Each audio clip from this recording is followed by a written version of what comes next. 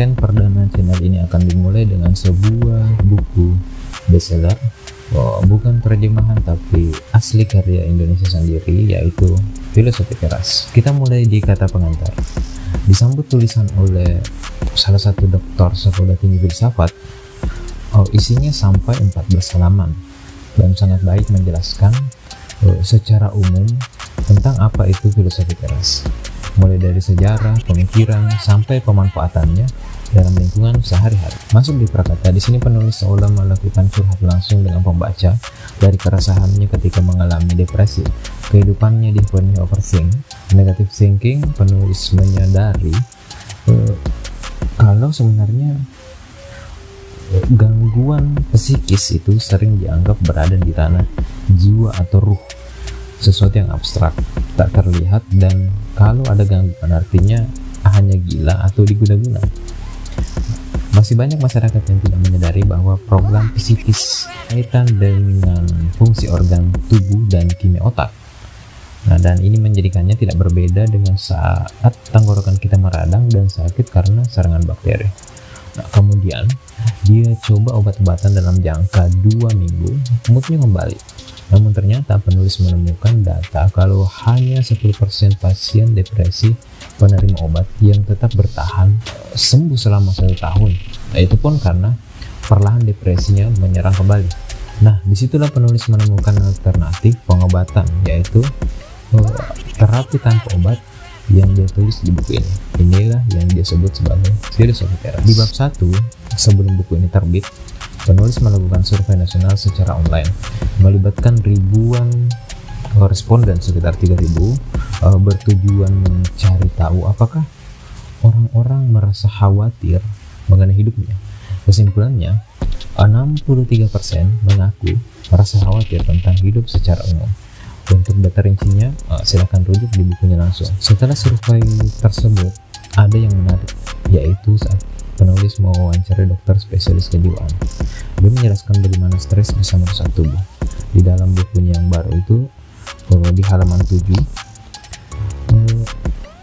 dokter ini menjelaskan, pertama, respon adrenalin meningkat.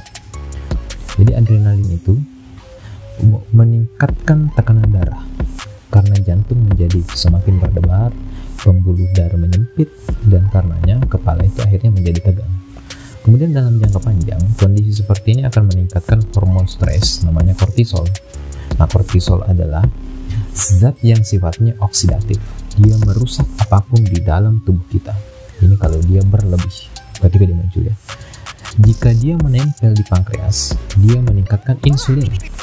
Makanya ada orang yang kalau stres bawaannya mau makan. Badannya seolah-olah memanggil karena berpikir dia sedang membutuhkan energi. Itu karena bawaan dari kortisol itu yang menempel di pankreas. Jika stresnya akut atau sementara, reaksi tubuhnya juga sementara. Namun jika stresnya lama, reaksi tubuh juga akan lama.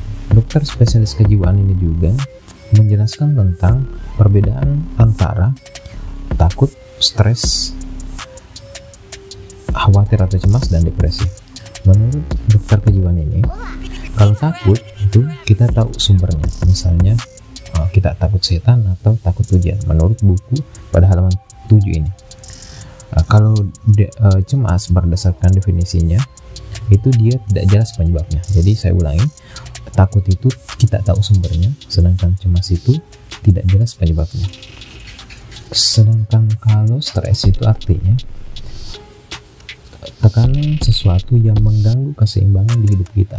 Ada stres fisik, stres psikis. Misalnya kalau olahraga sampai kecapean itu stres fisik. Kalau stres mental, misalnya saya merasa kelelahan karena terlalu banyak masalah misalnya. Jika stres meningkat terus, pada kondisi orang sudah tidak tahu stresnya datang dari mana, artinya dia akan masuk pada fase cemas. Makin jauh lagi cemasnya dibiarkan, maka bisa menjadi depresi.